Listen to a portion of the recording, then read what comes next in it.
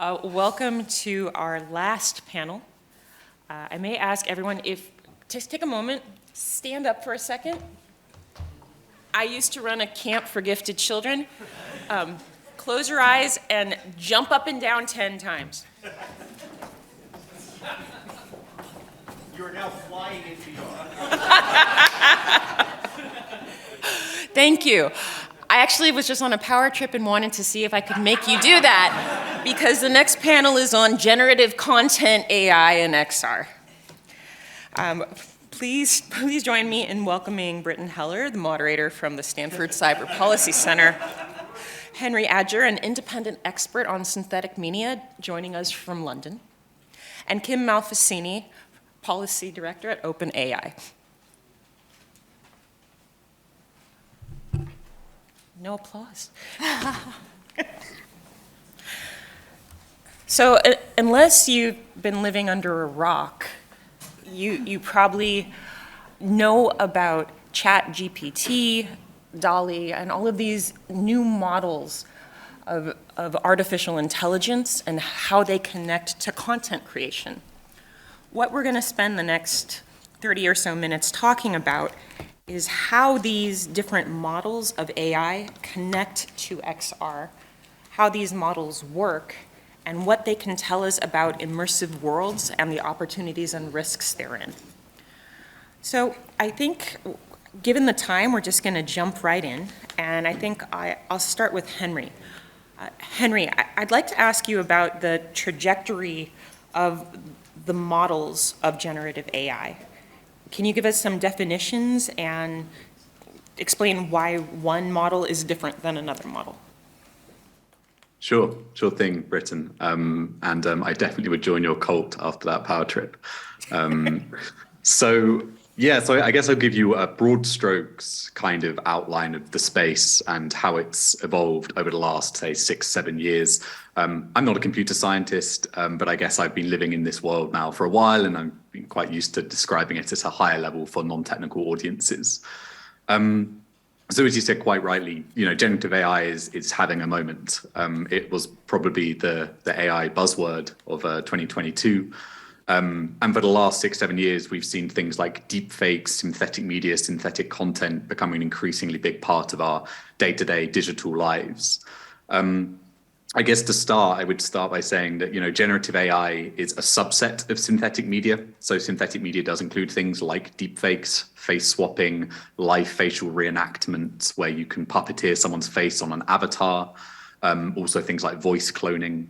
And, synthetic media also includes things like virtual beings, some of the more VR, XR style assets that you might see in virtual worlds. Whereas generative AI refers specifically more to a set of AI models which, trained on a large set of data, are very, very good at creating new data which is similar to the data that it's been trained on. That can be audio, that can be images, that can be text. And I think one of the kind of key breakthrough technologies that we saw, which emerged in 2014, or I think it might be in early 2015, was what's called generative adversarial networks, or GANs.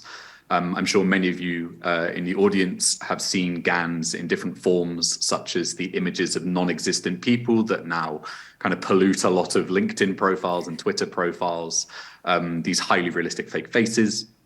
But GANs can also be used to essentially generate any kind of realistic non-existent thing based on a data set of real versions of that thing.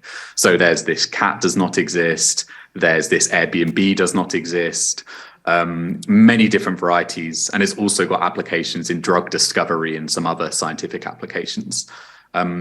These networks effectively work with essentially a cat and mouse game between two different networks, a discriminator and a generator. The generator is trying to generate outputs that can fool the discriminator that it is actually part of the original data set effectively. And this iterative process goes back and forth until the generator can produce an output which can fool that discriminator. That's a simplification, but that's the rough process. And GANs, really were game changing when they first came out. But again, over the last couple of years, we've seen diffusion-based models, which is the diffusion, stable diffusion, which I'm sure many of you have heard of, has really, again, been the next kind of big thing when it comes to generating realistic and dynamic content. Along with a tool which I know that many of you will be familiar as well with, which is Clip. This is a tool that allows essentially, or a model that allows highly sophisticated understanding of text and recognition in correspondence to an understanding, a semantic understanding of imagery. And so the combination of diffusion models and Clip have led to GPT, ChatGPT, GPT-3, as well as DALL-E 2, and a variety of other generative models which have a much, much better understanding of the subtleties and nuanced of things like text-based prompts, understanding a sentence as a whole as opposed to its atomic parts.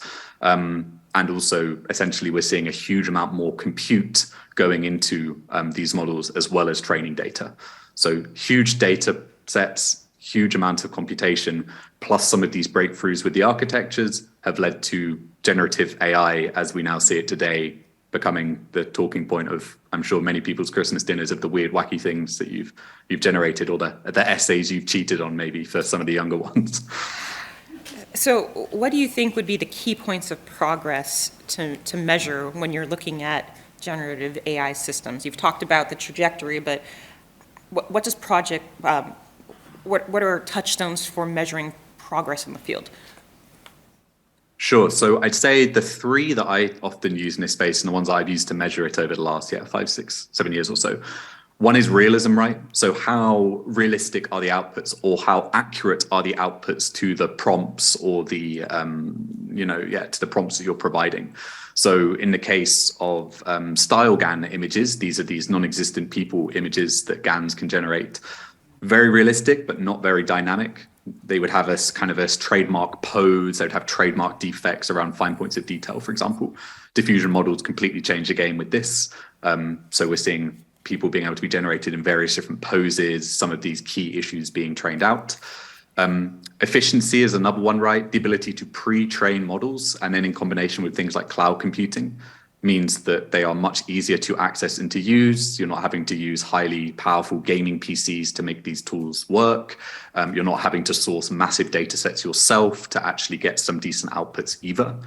And arguably the most important thing we've seen is accessibility, right? These tools are now accessible on the phone in your pocket. They're potentially using, again, cloud computing from a desktop application or a web app. And that's something that we've seen, again, with ChatGPT and the playground that OpenAI have put together, has just made so many more people aware and able to utilize these technologies. So I think realism or dynamism, accessibility and efficiency, or efficiency and accessibility. Kim, would you be able to walk us through the playground? I'd like it if you could explain to us the OpenAI types of generative models, how they work, and I understand you have some slides so you could actually show us. Yes, thank you. Listen. Am I on? Or you could, okay. Hi, lovely to be here. Thank you to Britton for the invitation. First, I want to note the drowsiness has nothing to do with the quality of conversation and everything to do with a teething toddler. I'm sure some of you can relate, but a real pleasure to be here. I work at OpenAI. I lead our product policy team.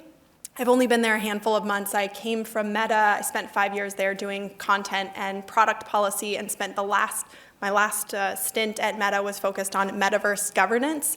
So this symposium is really a meeting of worlds and overlapping of work experience for me, which is wonderful. Virtual worlds. Yes.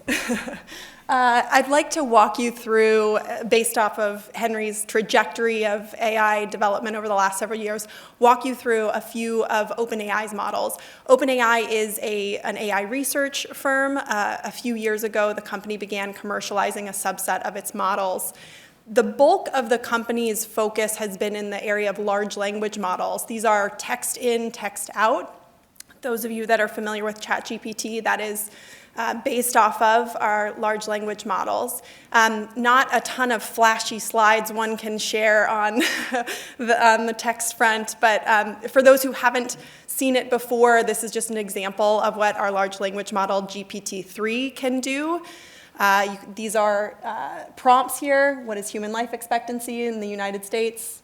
And you can see that the model outputs a response, similarly translating the following sentence to French. How do I get to the Eiffel Tower? I speak French enough to think that that is more or less accurate.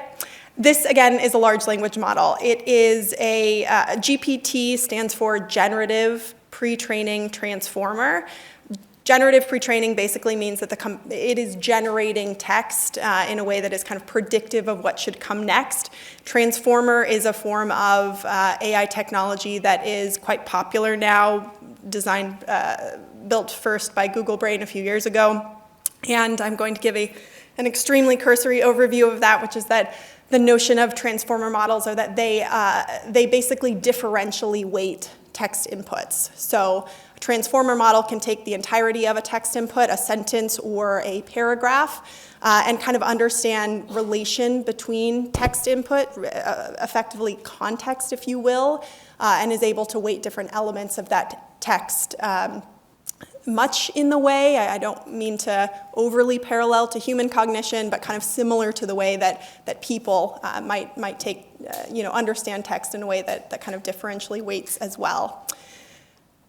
These are models based off of a massive amount of online data, and the most recent large language model that we have out there, GPT 3.5, builds off of GPT-3 by adding reinforcement learning through human labeling. Now, this is an approach in which prompts are delivered to people, and they basically edit the prompts in a way that kind of increases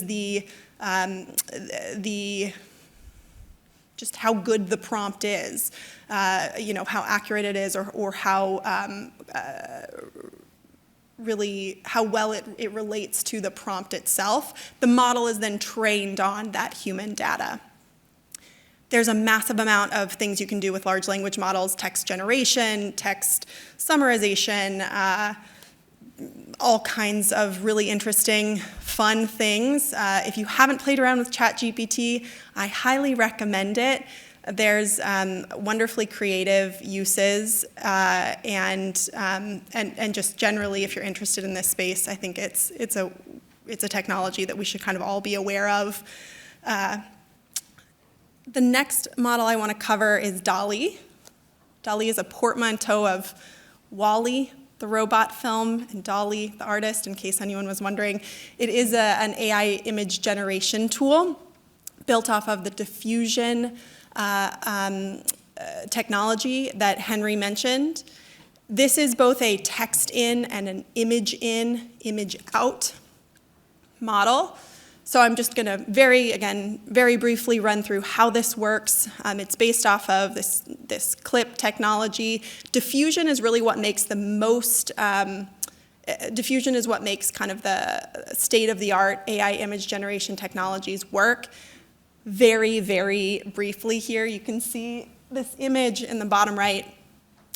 The notion of diffusion is that these AI technologies are trained on a data set of images where static is added to the image and then slowly removed from the image. What the models are then able to do is actually from static, from nothing, effectively create images. Don't press me for a more detailed description of that. I have a degree in the humanities. These are just a few examples of the fun and interesting things that people have generated with DALL-E. Kittens stressing out over a spreadsheet in an office, highly relatable.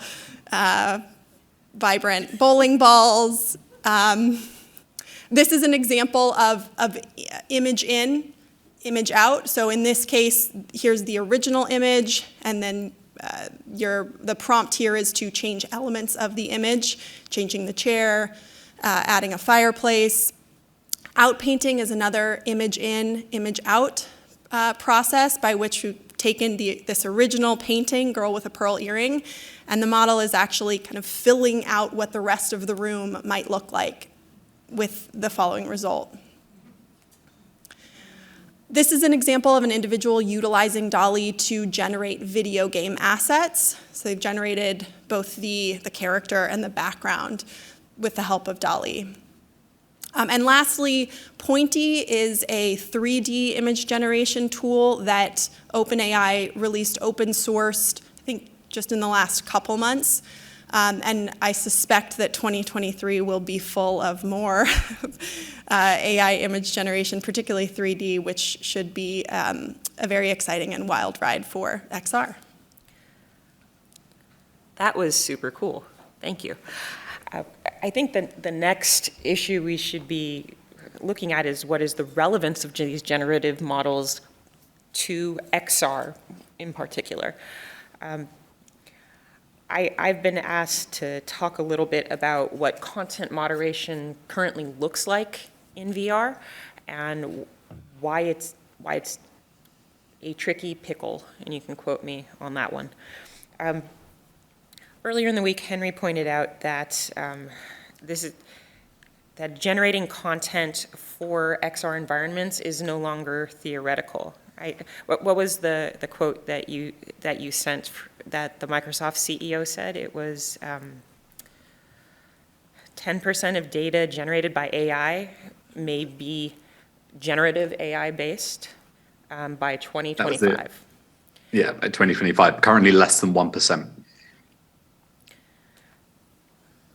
The most interesting thing to me is when you think about AI and, XR and spatial computing versus the internet.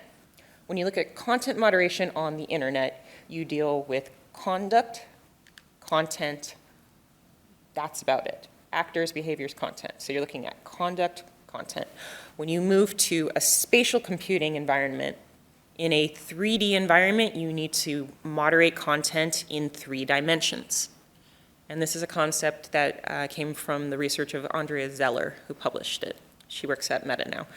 Content, conduct, and environment. So this architectural aspect of it is what makes content moderation fundamentally, I speak low. This environmental aspect is what makes content moderation in XR a tricky pickle. Because it's not the same as social media. It's not the same as Twitter or Meta. There are exponentially higher levels of users, increasing levels of complexity, and massive amounts more data. The question becomes not just what do you moderate, but how do you do it? One of my questions that I'm currently researching and writing about is what does user-generated content look like in an immersive world? It can be the characters, it can be the background, but it can also be the physics of the space. If you wanted to create a world where, like in Willy Wonka, you would drink fizzy lifting drink and fly, you are creating the laws of behavior and the mechanics of the space. So that is also part of the architecture, which is why I think that's that's why environments is more comprehensive than just conduct and content. The harms in XR are magnified based on how our brains react to XR, and we've talked about that earlier today in some depth. But because of this, the questions that have guided Web 2 content moderation are faulty assumptions based on the harms over here. And what I mean, if you take a gun in VR and you are to shoot somebody in an immersive world, some may say in the social media Web 2 environment, well, look at the gun to see if this meets glorification of violence policies. Is it look like a Roger Rabbit gun? Is it a cartoon gun? And if it seemed very representative, people might say, no, it doesn't meet our prohibition on violence. If you move to an XR context, it doesn't matter what the gun looks like because your brain responds to the behavior. It responds to the act of violence. And so studies have shown that it doesn't matter if it's a representative weapon or a photorealistic weapon. If it hurts you, you're gonna feel hurt. So content moderation has to shift based on our understanding of neuroscience and interrelations in immersive contexts. The main problem of XR content moderation is scalability. Most interactions are not recorded. Recorded interactions are not retained. So how do you do content moderation with fundamentally ephemeral data? Who should bear the burden of this moderation? Right now it falls primarily on users and creators, not on platforms. How should moderation occur if our virtual worlds are this pastiche of private neighborhoods in public spaces? That's the analog to use. And the best practices so far in immersive content moderation are double-tiered. I use the example of a virtual world that I would create about Monty Python fans. A platform itself would have no incentive, or rather should have no incentive, to enforce the rules in my private world. It's up to me to kick out people if they don't do a silly walk. But it doesn't make sense for a platform based on legal risk, based off of computing power, based off of allocation of resources, to get that micro, if it makes any sense. Moderation is more than social VR.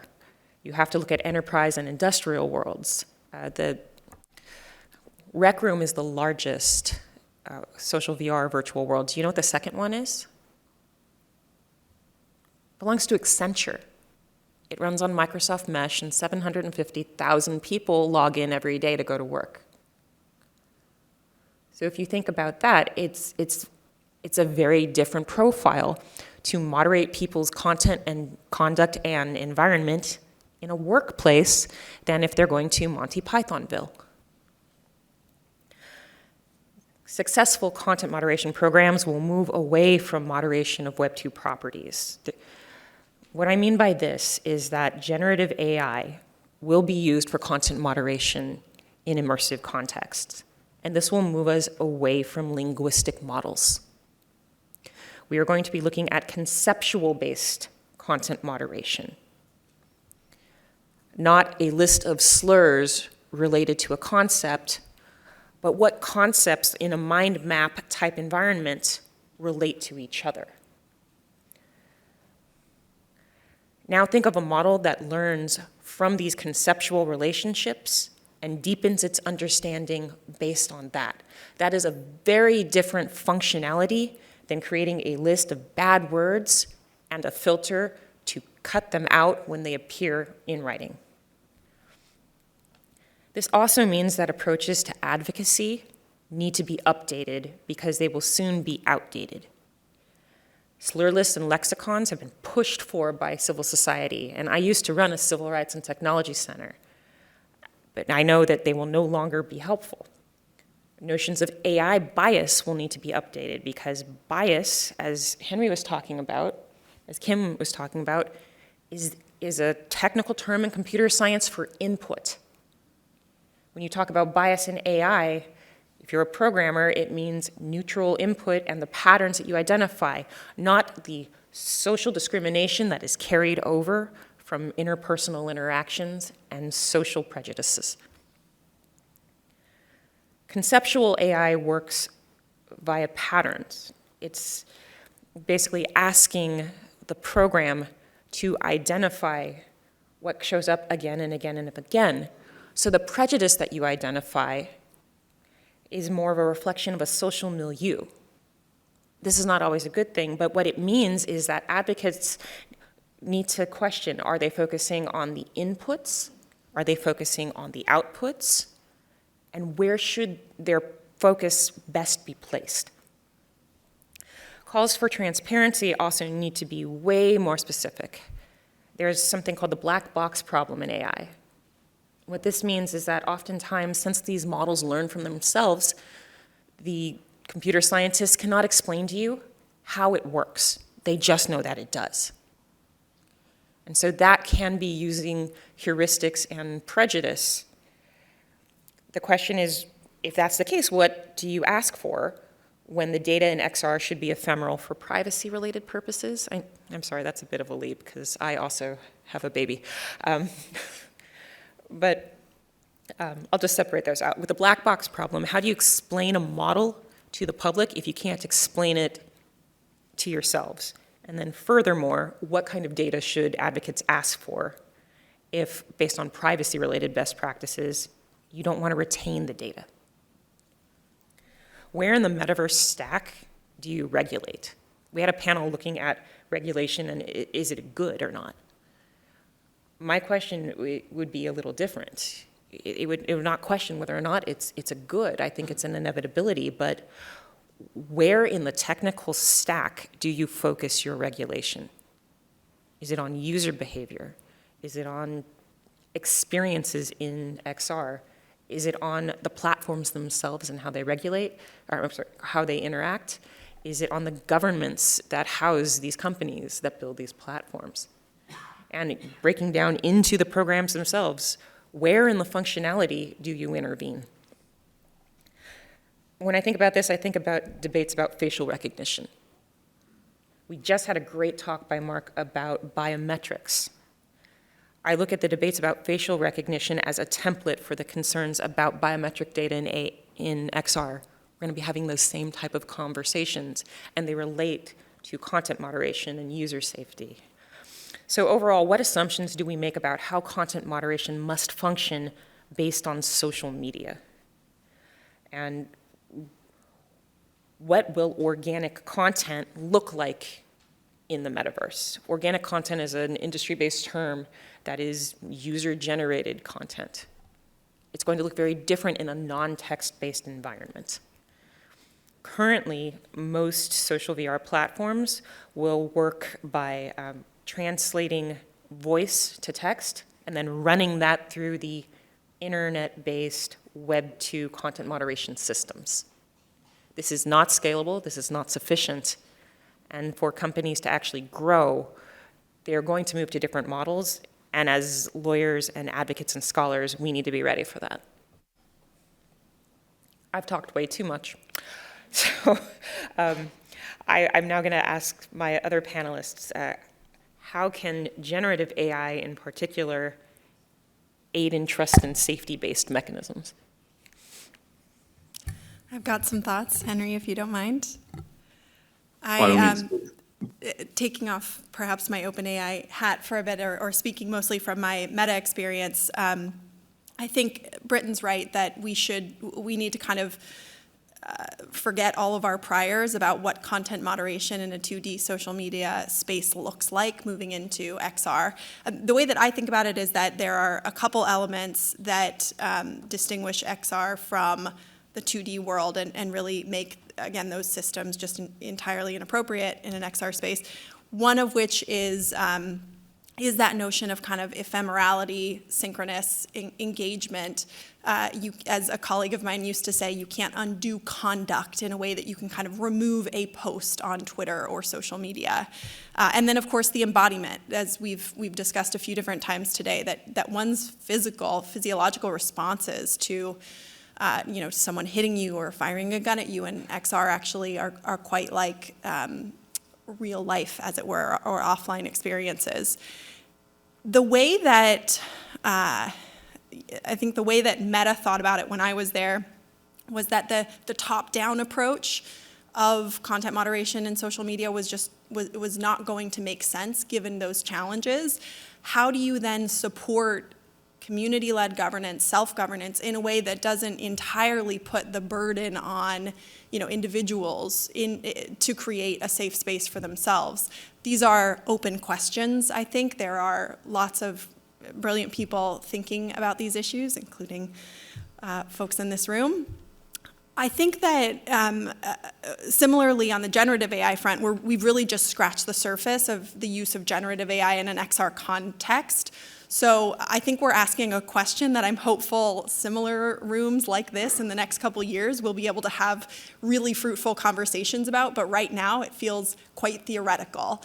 I'll share one example of an area that where I'd love to see generative AI play a role, but where I'm not aware of any applications today, which is that one of the challenges of moderating an XR space is these are persistent spaces, and a group of admins might not be able to be there 24 hours a day or be in every instance of an XR space. Could you utilize generative AI in some form or fashion to generate, it need not be a hall monitor type presence. I was going to say hall monitor. But some kind of, ever-present, hey, here are the rules in this space, maybe something that could mediate or could, highlight behavior that is not, allowed in the space, a presence that could kind of help to carry out the rules or the norms of that space. To the extent that folks are aware of organizations doing that kind of thing, I'd be really interested. But right now, my sense is phenomenal opportunity for generative AI and really still an open question. Henry, what do you think? Sure. Yeah. So I think there's some great points, Kim. I think, the hall monitor language may be a bit controversial at the moment, given a certain person's tweets, but yeah, no, I think it's a really interesting question. I guess one thing I might be able to do is just provide a little bit of context of how generative AI is already being incorporated into XR and metaverse applications. I think one really interesting place to look at is Nvidia's Omniverse program, which is for those of you that don't know, this is a kind of a software suite of different applications and tools specifically for people like game designers and designers building XR experiences to streamline and automate some of the more heavy lifting manual kind of click by click processes. And at CES just a couple of days ago, they came out with some new tools for this, for avatar creation, which have got a built-in large language model. They don't name which one it is, but has large language model built in so that you can have smart virtual assistants, which could well be the foundations for the hallway monitor, Kim. But also we're seeing, people using this to generate assets on the fly in these environments, right? So the ability to, via a prompt, generate a point E 3D based model, which you can then directly insert into game worlds.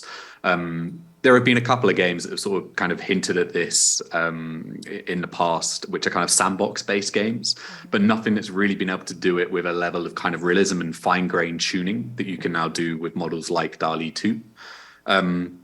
And so I think Nvidia Omniverse and a lot of these other tool sets are really pushing towards the same kind of democratization of XR experience building that we're seeing with tools like ChatGPT and DALL-E 2 around decentralizing basically artistic and creative tools. One upshot of this for me, right, is that, Britton, you were talking about kind of the different kinds of content moderation you now have to do in XR worlds and how that differs to Web 2 environments. Many game worlds, the characters, the avatars may change, but the actual kind of assets in and around the world often don't. Or if they do, they're typically quite restricted as to what users can and cannot generate and insert into virtual or game worlds.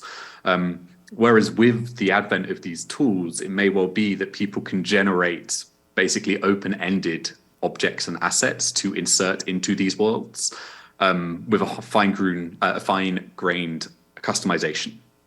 And that, for me, changes the game as well, because you can no longer guarantee even the character of the arena in which these people are necessarily engaging in. And then there's the question of, well, how can you potentially moderate and regulate the kinds of assets people can introduce via generative AI? And I guess one hope I have here, right, is that the transformers that Kim was explaining earlier provide precisely the kind of, scalable, automated approach to understanding context, both in images and in text, that might be key to helping get that context-dependent nuance that is needed to, understand whether something is offensive or harmful in a certain particular instance in a certain virtual world, or understand the significance of a certain object in relation to a certain avatar, for example. But I think the challenge of moderating virtual reality spaces, particularly when you add the sort of amount of fine-grained control that generative AI provides and the power it puts in the hands of individual users, is a significant challenge. And And like him, I'm not particularly aware of any organizations that are kind of using generative AI in a specific way, but I'd love to see some coming forward soon, because I think it's important we get these things settled now, whilst it's still fairly nascent, rather than playing catch up later. I think that looking at the past of immersive worlds can teach us something about the value of generative AI going forward. Last night at the speakers' dinner, Philip Rosedale talked to us about Second Life and high fidelity, and how Second Life has a massive in-world economy. I think he said it was $650 million. That is not dependent upon advertising for any of its revenue. They are a self-contained economic unit. They have in-world currency, and it's all based upon server fees and listing fees for marketplaces. So this is a very different model than people have experienced with social media thus far. And I think it's actually very provocative, because we've spent a lot of time today talking about ads and targeted content. This could be different. It also seems like it might be more viable because platforms need to populate these virtual worlds. If it's just a place where we're all going to go, be without legs and talk to each other, why would we go? Right? So platforms, if you look at some of the investments that platforms are making at this point across AR and VR platforms, there's a lot of emphasis being put on creator marketplaces and asset generation. When you put user-generated content into a place, content moderation must necessarily follow. So generative AI can, I think, help with that problem, because it takes away the necessary level of programming skill that people used to need to produce Thor's hammer. Oh, would you like to move to questions now? I think time-wise, we probably should, but that's your call. Let's move to questions now. Craig.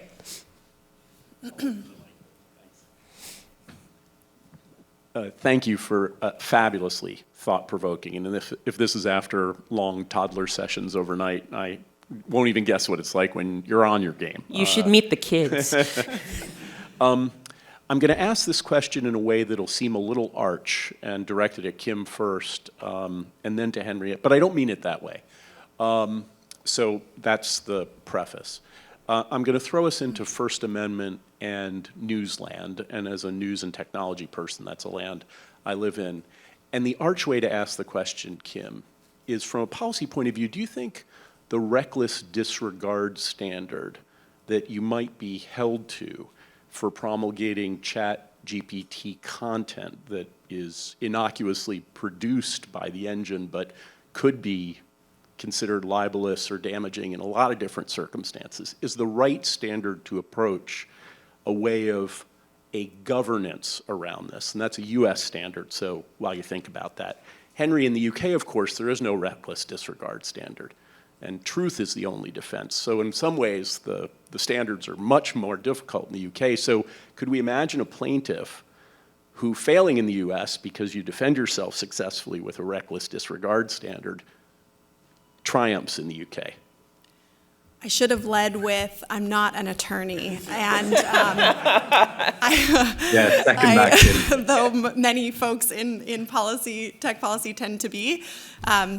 So I'm going to stay in my lane here and not opine on legal matters, but I'd be very curious to hear takes from Henry Britton and the audience. I say that not as a way of pushing it off, but truly because it's not my area of focus. I am an attorney, and this is not legal advice. There so far have been 2 US court holdings that refer to the metaverse, only 2. So I think your question is very interesting, but as you'll see, it's quite early. The first holding was, and this is where the toddler tiredness goes in, because I'm not going to quote case names or circuits at you, but it was a case that held that the Americans with Disabilities Act applied to the metaverse for a Netflix-like VR experience platform, saying that, well, the platform said, we're just like Netflix, we just give it to you. And the court in this preliminary holding said, oh, hell no. You're the platform, and this is a place of public accommodation, so you need to provide captions so your blind users can use these experiences, even if you didn't create these experiences yourself. The second one was a holding finding that a VR experience used to treat lazy eye in children was actually a medical device. And so this was one of the first times that something that is not hardware, but is an experience, was granted that.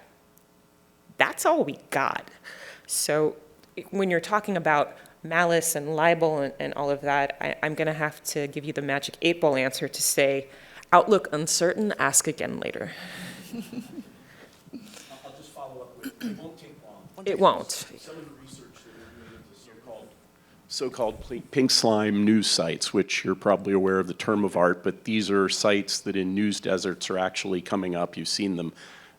Also on another platform referred to the Santa Monica Observer, which was cited by the owner of that platform to maintain the Paul Pelosi fiction that somehow or another it was, I won't even describe what the allegation was. So for people who are not familiar with pink slime, is that these are sites that are not based on actual news reporting, but purport to be news sites and are often either created by humans with a political bent, financed by political parties or political groups, or, and what I think is intriguing, one could imagine a world in which it was created by generative AI and therefore raises these questions of liability. And so it's an area that I've been thinking about a lot, and this seemed to be the right forum to raise it. But again, that's a downer. This has been a really very thought-provoking thing, so I don't mean to ask a question as a downer. I'm just intrigued by the limits to which the existing legal system might I appreciate the work. provocativeness of that question, though.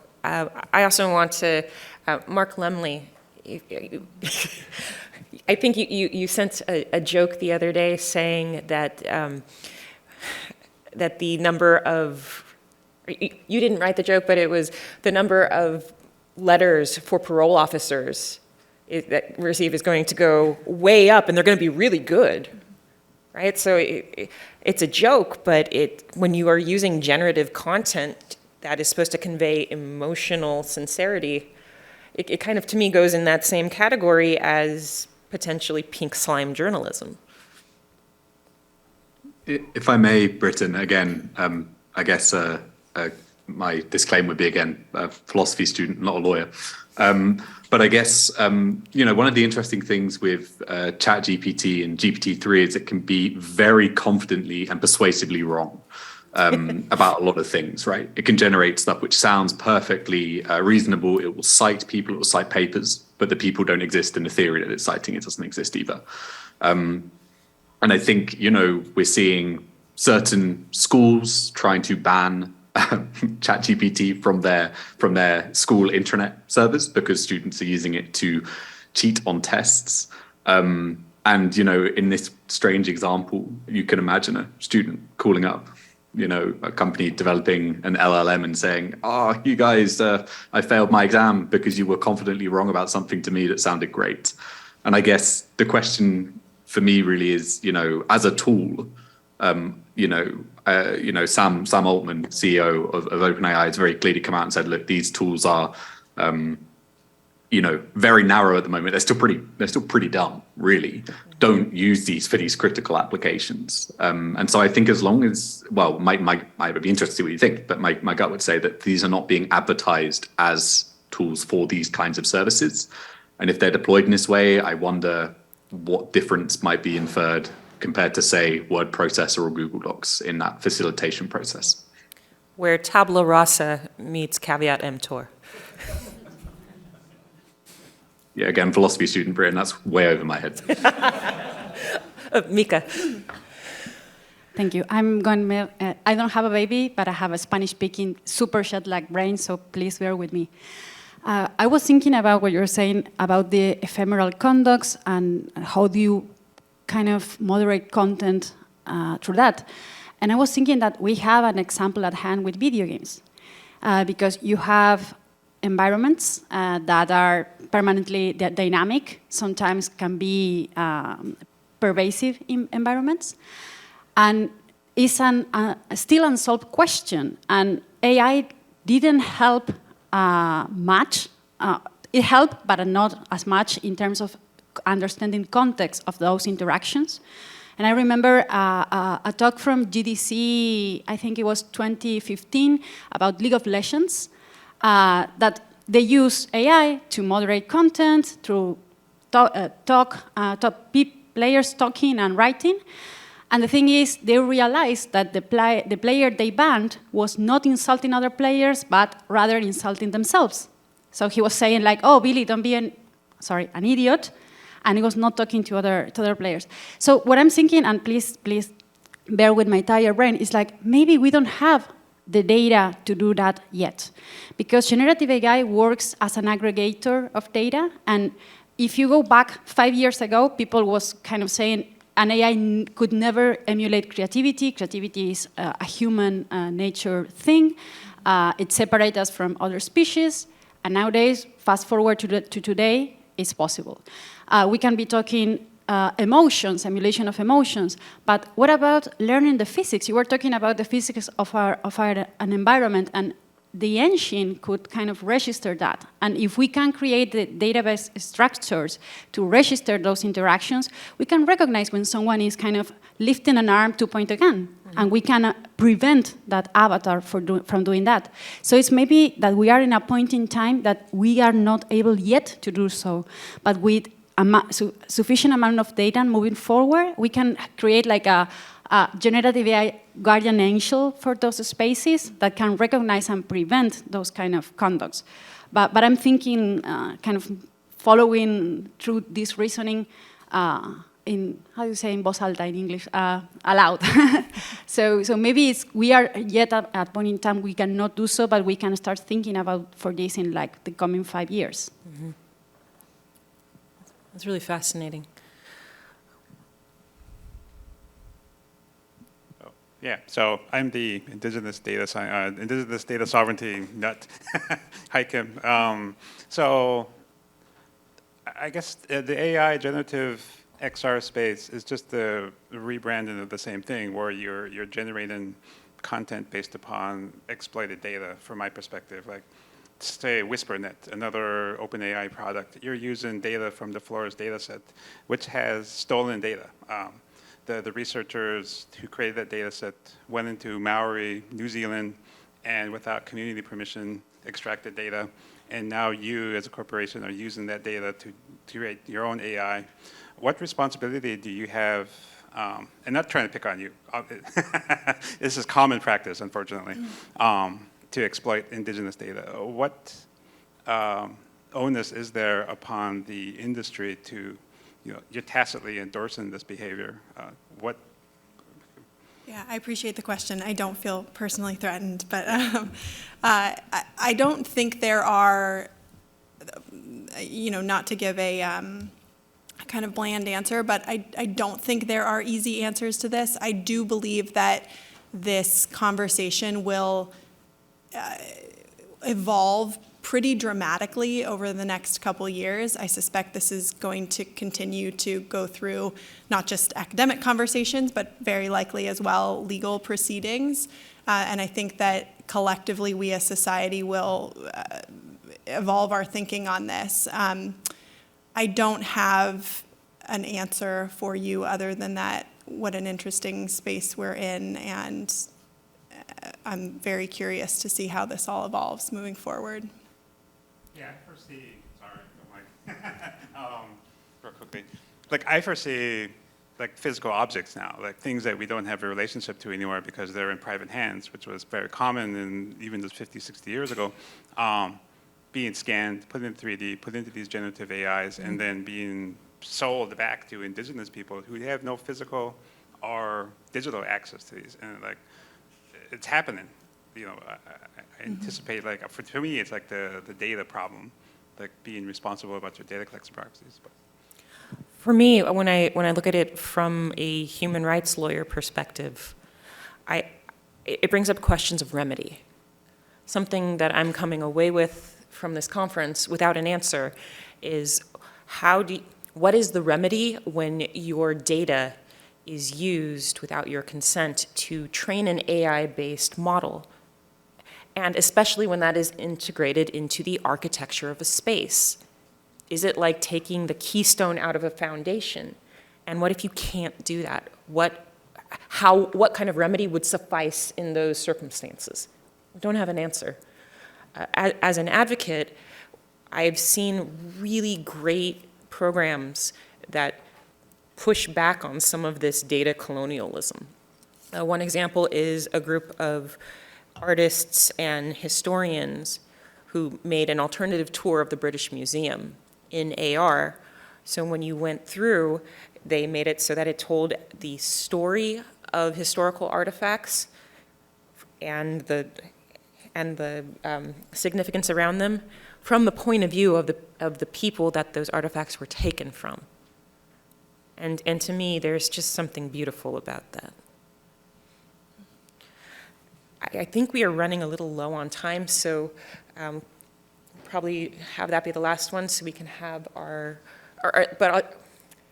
second to last one. I'll turn to Justin to kind of summarize some of the online questions if we have any. Then I take that back.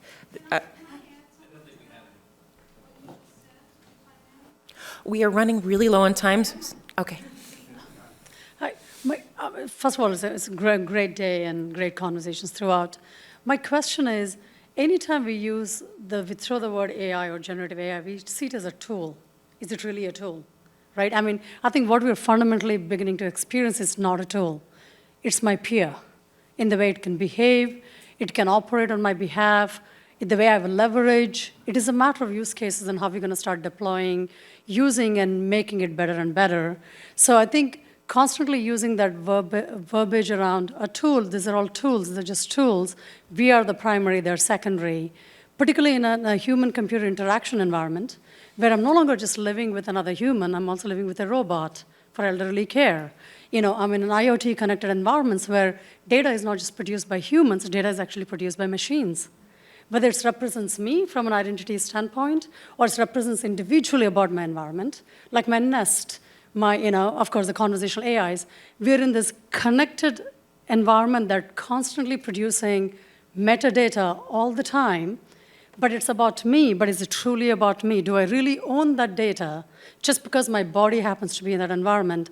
I think the contextualization, I think we're missing a big point around it is not a siloed aspect of this is a tool, this is a human, this is how we'll interact, this is how we're going to use it, right? It is this mixed environments of how we're actually evolving. And in that, Japan has proven over and over again how robots are their companions, and then how they're pushing that where the need for the human companion is diminishing. And it's a society which is really fascinating on many levels, right? The demonstration of robots that are performing human-like tasks, not a specific task, but replacing a surgical assistant, replacing where I can train because the AI that's going into that physical robot. Then my question is, when we think about content, isn't content data, and then is the data the exclusive territory of human generation? I think it's a very important question because then in that context, are we looking at a generative AI that we are actually, through, of course, OpenAI and many companies are trying to push ahead, where this is the very early versions we're dealing with, but where is that inflection point where it's no longer the case of a tool? It is driving me versus me driving it, and then how do we think about moderation, and even moderation, the way to do it? Because social media created what we call moderation, like town halls, and we have to moderate human behavior and human thoughts. But when my thoughts are getting transferred between BCI chips, chip to chip, it's not me, not my language, but the raw data is transferred to raw data remotely from different parts of the world. And then my machine is interacting with me, and without me even asking a question, I'm getting my answers. activities. So my main point here is, are we missing a really broader context instead of looking at this from a siloed, rather a super integrated environment where when does a human stop, when does a machine begin, or vice versa? May I take a stab at that? I'm going to refer to two different legal regimes. One, and please correct me, prior speakers, if I get this wrong. One is in the IP realm with the monkey case. Yeah, the monkey selfie. The court held that the not the National Science Foundation, National Wildlife. PETA. PETA did not, the monkey couldn't have the copyright. That IP needs to be generated by a human. So that is. Would that be valid? Let me finish my thoughts because I am out of mental energy. So one IP law is trying to deal with this question of human versus automated generation and who gets the legal rights of ownership, use, distribution, et cetera. Second is if you look at the AI regulations coming out of the EU, there are actually rules saying companies need to identify when users are interacting with an AI. The more interesting question to me is how do you translate that into a product-oriented function in an XR experience? Do you give your AI customer service agent a different color name tag? Do they have like a funky hairdo? Do they have to have a banner that says, I am an AI over their head? Nobody knows yet because these regulations haven't been tested against the strictures and sort of the ballooning possibilities of AI. But the thing that gives me a little solace is that very disparate legal regimes, American property law, European AI regulations, are starting to grapple with these questions, placing humans at the center of human-centered AI. China has a different take on this. That's why I'm kind of curious. Okay. And I don't mean to cut we you don't want to go off, there, but we are quite over time and have one more panel. So if you'd like to do this offline, I'm very happy to, really like to keep talking with you about this.